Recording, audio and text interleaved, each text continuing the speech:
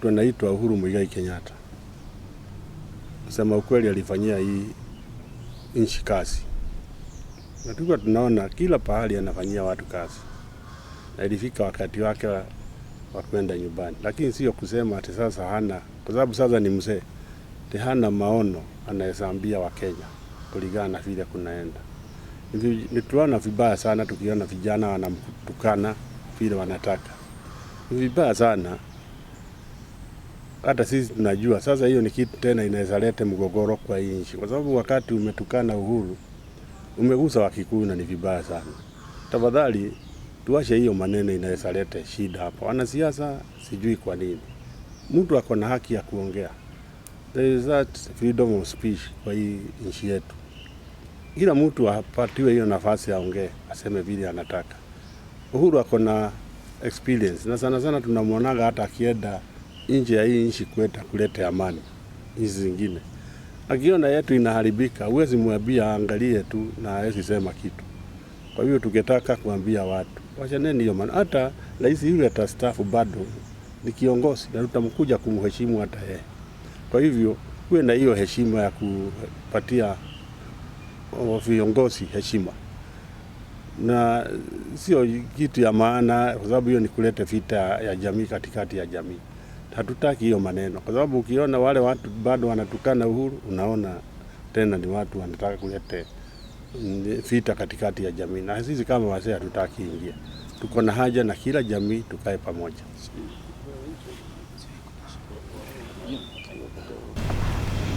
Tu ni moja, juu hawa wazee tayari wameongea na wamekamilisha mambo ambaye ilituleta hapa, kwamba tulikuja tuhakikisha kwa mwendo ya kuleta urafiki ama uhusiano kati ya jamii ya Mount Kenya na jamii ya Wajaluo. Hiyo tumekamilisha na tumewacha hiyo jambo kati ya kwa mkono ya hawa wazee wawili. Ile kitu ambaye ningeomba ni kwamba President Uhuru Kenyatta, yeye ni kijana yetu, na ikiwezekana tungetaka aje uko nyumbani Kisumu ili tumkaribishe, tumrudishie asante kulingana na yale ambaye alitufanyia wakati alikuwa na staff. Hiyo ndiyo kitu ningeomba wazee wa Mount Kenya washughulikie, ili tupate hiyo ujumbe, tujue anaweza kutufikia wakati gani ili tumkaribishe. Ndiyo sasa tuambia Wakenya kwamba sisi tuko pamoja na tuko mbele kuhakikisha kwa amani imetendeka. Imetendeka. Sasa ni hiyo tu, sina mengi. Tumefurahi sana kukuja kwenyu leo. This meeting could not have been timely. Sasa tunasikia the drums of war zimeanza kulia. Na ndivyo wazee mmeona mkae chini mzuie hii maneno. Na ilipofanyika 2008, watu walisikia hii kelele, but they ignored the noise. And you know what happened? We lost lives. So this is very timely. Mmekuja ile wakati mnazuia something that is being planned by politicians for selfish reasons.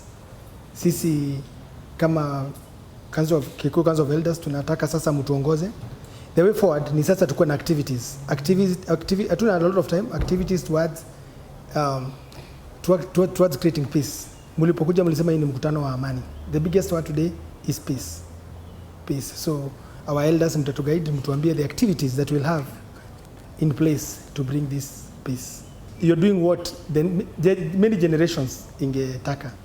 Nataka kuambia wazee asanteni. Sisi kama ambao tuko in the generation nyuma na tunaangalia, tutakuwa hapa wakati wetu, we are seeing how you are doing things.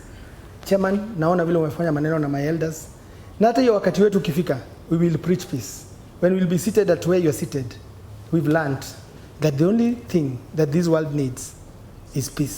Ile peace tuliachiwa na mababu zetu ile peace imepiganiwa miaka yote. Asanteni sana na niwaombee sana. Hii safari tumeanza ifike na amani ikue. Amani ikue kati ya Wajaluo na Wakikuyu, amani ikue kwa Kenya mzima. Na kuna mtu alisema amani inahitajika huku kwetu Nairobi. Sasa hii nikienda kusimama huko mimi natafuta mabodyguard na magoons. Hauwezi itisha kiti Nairobi without goons. Why should I ask for goons? I should be selling my manifesto. Lakini I invest more on goons than manifesto. Ili nifike mahali nataka. Sasa hiyo amani ndio tunataka sana. Asanteni. Now we are looking forward to the next visit. Very important because it comes from each region. Ukiona pande wa milima pale. Kuma hii kwa Wajaluo pale. Let this committee, after having the resolutions that we shall have come up with here, I would request that every 3 months we meet. Meeting will not be centered as a central place. Tukienda Kisumu, tutaenda Murang'a, tutaenda Homa Bay, we shall go to Siaya, and then we see what is going on in those sides. These are very clever people. Once they started this talk, hakuna kitu itakuwa mbaya. I would only request the two chairmen, mzee na mzee, 3 months we meet. 3 months we meet so that we bring unity between Luo and Kikuyu. Me, I worked in Kiambu for 3 good years. Kenyatta died while I was in Kiambu court. I went there 77, nikatoka 79. Wakikuyu ni wazuri. Mkubwa yangu nilipata huko. Kama huko mtu wa Kiambu hapa, kama unajua Karanja Kinyanjui, the first chief executive officer wa judiciary, alinifundisha vile watu wanakaa. Hakuwa nataka kuona ukabila kwa kasi. So that is what my friends have started. Council of Elders, tuko na furaha tele. Leo tumekuja kutembelewa na wazee kutoka Luo Nyanza kuendelesha uhusiano wetu katikati ya hizi jamii wawili, Wakikuyu na Wajaluo. Hii safari tulikuwa tumeanza na bado tuko na haja sana na uhusiano huu. Hii jamii mbili, watoto wetu wanakuanga wameshida wakifanya kazi pamoja pahali wanakaa. Na hatugetaka hata siku moja tuwe tumesikia kuna furugu katikati ya hao jamii wawili. Na sio jamii wawili tu, tungetaka nchi mzima. Mimi ningeuliza nikiwa hapa, niulize wasee wote wa nchi yetu Kenya. Ni wakati muhimu sana wakati huu tuanze kuongea habari ya amani. Tumeanza kuona nchi vile inaendelea. Kuna vijana wanatumiwa vibaya sana. Kuendelea kulete mambo baya ya security. Unaona mtu ametembea pahali, ameenda amepigwa. Kuna vijana anaitwa gunzi wanalipwa waende kupigana. Kama wazee tunakemea hiyo maneno zaidi. Hiyo sio nchi inatakikana kuenda hivi. Na watu wote wasikizwe, tujue pahali tunaelekea. Sababu nia haiwezi endelea kama kuna ugomvi katikati yetu. Kwa hivyo kwa jamii zote tungeomba sana wasee wachukue jukumu zao. Waanze kuongeleshana na kutuliza hata vijana. Wenyewe tungetaka kuwaelezea. Hatuna nchi nyingine ya kukaa sisi. Nchi ile tuko nayo inaitwa Kenya. Na Mungu ndiye alitupatia tuje tulewe watoto wetu hapo.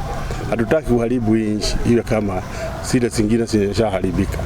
Na tukikaa kimya, hii kitu vile tunaendelea tunaweza ona kunaweza kuwa tena uwagikaji wa damu vile kulikuwa 2007. Hatutaki hiyo maneno tupitie tena.